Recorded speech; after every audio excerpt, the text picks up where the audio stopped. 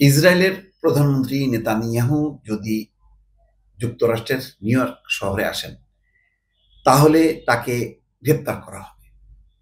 চিন্তা করতে পারেন? এটা কি সম্ভব? দর্শক, সম্ভব কি অসম্ভব সেটি বড় কথা না, কিন্তু এই কথাটি ঘোষণা করেছেন জোহরান মামদানি।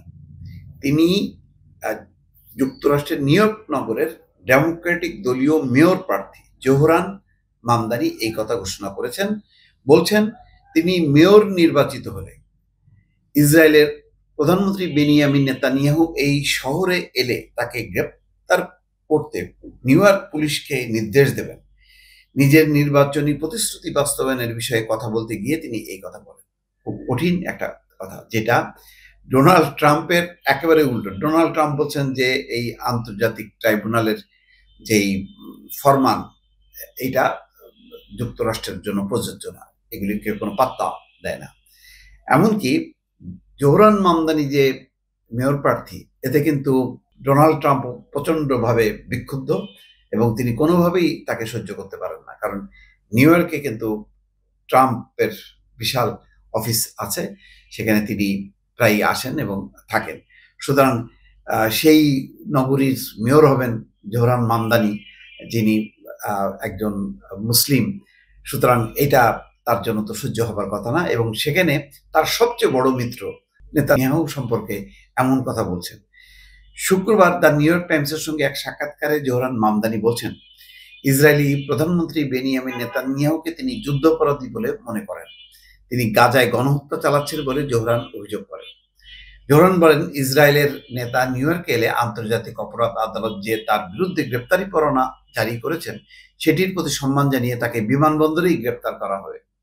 আইন বিশেষজ্ঞরা বলছেন নেতানিয়াহুকে গ্রেপ্তার করা বাস্তবে প্রায় অসম্ভব। কেউ কেউ বলছেন এভাবে তাকে গ্রেপ্তার করলে ফেডারেল আইনেরও লঙ্ঘন ঘটতে পারে। তা সত্ত্বেও জোহরান প্রতিশ্রুতি সম্ভবত নিউ ইয়র্কেও প্রতিক্রিয়া তৈরি করতে পারে, কারণ এই নগরে ইহুদি সম্প্রদায়ের বিপুল সংখ্যক মানুষ বসবাস করে, যেটা যারা ভোটার এই ইহুদি সম্প্রদায়ের, এটা জোহরান মামদানির পক্ষে যাবে না। তবে এটা ঠিক, গাজায় ইসরায়েলের নৃশংস এবং নির্বিচার হামলার পর নিউ ইয়র্কের সাধারণ মানুষের মধ্যে ফিলিস্তিনিদের প্রতি সমর্থন প্রকাশ পাচ্ছে। তারপরেও জোহরানের এই প্রতিশ্রুতি ইহুদি নেতাদের মধ্যে কিছুটা উদ্বেগ তৈরি করবে, কিন্তু সম্ভবত জোহরান মামদানি সাধারণ ভোটার, সাধারণ ফিলিস্তিনিদের প্রতি সাধারণ আমেরিকানদের যে সহানুভূতি, মুসলিম ভোট, সেগুলোকে টার্গেট করে তিনি হয়তো এই কথা বলছেন। যাক, তারপরও মার্কিন যুক্তরাষ্ট্রের একজন মেয়র প্রার্থী, এই যে নেতানিয়াহুর যে আগ্রাসন, যাকে কোনোভাবেই দমানো যাচ্ছে না, প্রতি মুহূর্তে সে উদ্ধত্ত প্রকাশ করছেন। আজকে যেমন গণমাধ্যমে প্রকাশ যে পূর্ব জেরুজালেমে যে তিনি বলছেন এই ফিলিস্তিন ভূখণ্ড আমাদের, এটা আমাদের ভূমি, এটা ইসরায়েলের অংশ।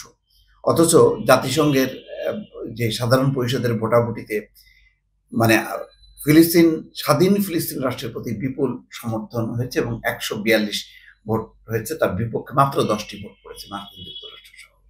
এইরকম বিপুল সমর্থন যখন আছে বিশ্বের, সেখানেও কিন্তু নেতানিয়াহু কাউকে পরোয়া করছে না। সেই বেপরোয়া নেতানিয়াহুর ব্যাপারে জোহরান মামদানি যে একটা ঘোষণা করেছেন যে বিমানবন্দরেই তাকে ঘোষণা করা হবে, এটা একটা প্রতীকী প্রতিবাদ হলেও এটা বর্তমান মুহূর্তে খুব গুরুত্বপূর্ণ। দর্শক, ভালো থাকবেন। আল্লাহ হাফিজ।